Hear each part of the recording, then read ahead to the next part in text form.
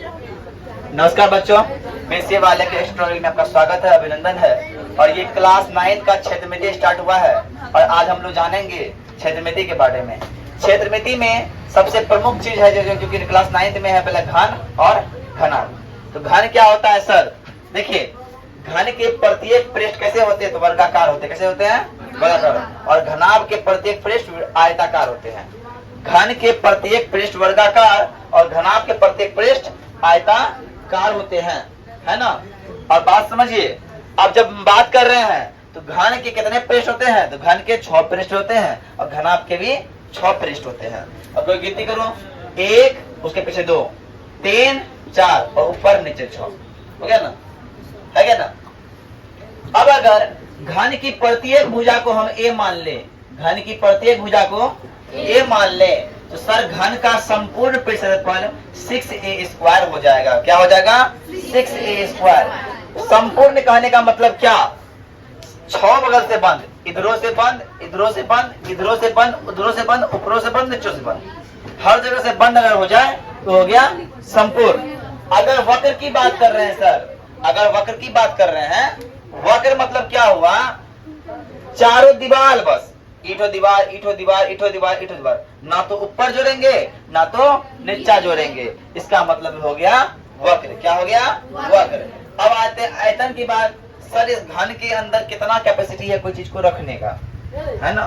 कितना पानी हटेगा, कितना मिट्टी हटेगा, कितना बालू हटेगा, कितना कंकर हटेगा, कितना लोहा हटेगा, कितना क्या हटेगा, है ना? कितना क्या हटेगा, ध्यान समझिएगा।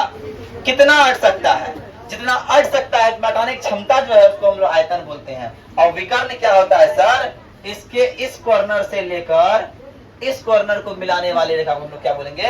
विकर्ण मिलाएंगे। इसलिए घन का विकर्ण होता है a√3। घन का विकर्ण होता है a√3। अब आते हैं सर घनाभ की बात करते हैं। तो घनाभ जो है 6 आयताकार पृष्ठ से बना होता है। एक आयत इधर, एक आयत इधर, एक आयत इधर, एक आयत इधर, एक आयत इधर और एक आयत इधर। समझ में आ रही? घनाभ 6 वृत्त आयताकार पृष्ठ से बनके बना होता है। ठीक है ना? ठीक है ना? अब बात समझिए। संपूर्ण पृष्ठ क्या है?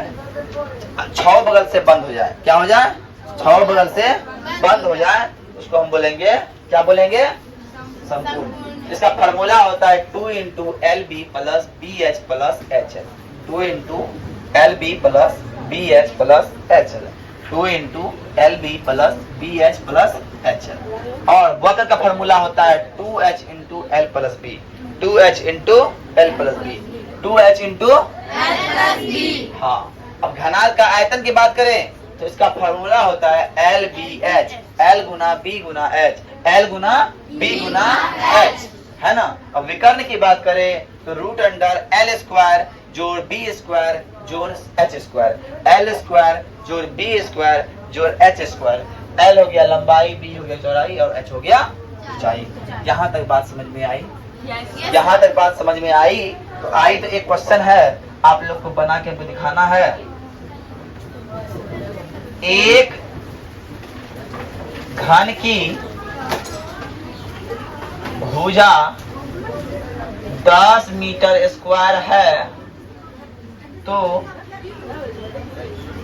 संपूर्ण पृष्ठ क्षेत्रफल और आयतन ज्ञात करें। आयतन ज्ञात करें। ध्यान समझिए, अगर संपूर्ण पृष्ठ की बात बोल रहा है, भुजा बोल रहा है कितना? 10, इसका मतलब सर सॉल्यूशन में हम लिखेंगे कि भुजा A = 10 और संपूर्ण की बात करेंगे, संपूर्ण की बात करेंगे तो क्या होगा? 6a²। 6 × 10 का स्क्वायर, 10 × 100, 600 सेंटीमीटर स्क्वायर क्षेत्रफल होता है मीटर स्क्वायर में। अब आयतन की बात कर रहा है तो आयतन क्या होता है? कोई बताएगा? a³। आयतन क्या होता है? आयतन का फॉर्मूला होता है सर a³, इसीलिए 10 का क्यूब 1 2 3 0 इतना मीटर क्यूब। और जब भी बात करेंगे आयतन का तो क्यूब में आंसर आएगा और क्षेत्रफल का तो स्क्वायर में आंसर आएगा।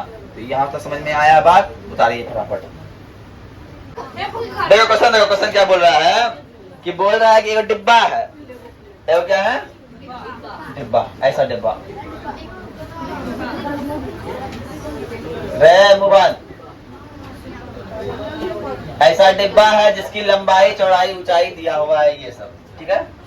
तो डिब्बा का ऊपर वाला जो मुंह है, ये वाला मुंह खुला हुआ है और चारों सब बंद है, मतलब 5 साइड बंद है, एक साइड खुला है। तो डिब्बा का संपूर्ण में अगर इसका छप्पर घटा दे तो खुला बचेगा ना, है क्या ना? ये पूरा रूम का छप्पर निकाल दे, छप्पर घटा दे, छप्पर खुला हो जाएगा ना। सेम बात वही की है। तो डिब्बे का क्षेत्रफल बराबर घनाभ का संपूर्ण पृष्ठ घटा ऊपर क्षेत्रफल। संपूर्ण का फॉर्मूला होता है 2 × LD + BH + HL घटा ऊपर क्या होगा, लंबाई गुना चौड़ाई घट गया। जो हम क्या कर सकते हैं, मान बैठा के गुना करते हैं, गुना करने के बाद जब निकालते हैं तो हमको आता है यहाँ पे कितना, कि सब जब गुना करते हैं 7.325 और इधर कितना हो गया 1.875 घटाए तो निकला 5.45 मीटर स्क्वायर, मतलब डिब्बे का क्षेत्रफल निकल गया। अब दूसरा नंबर प्रश्न बोलता है 1 मीटर स्क्वायर डब्बे का दाम है 20 टका।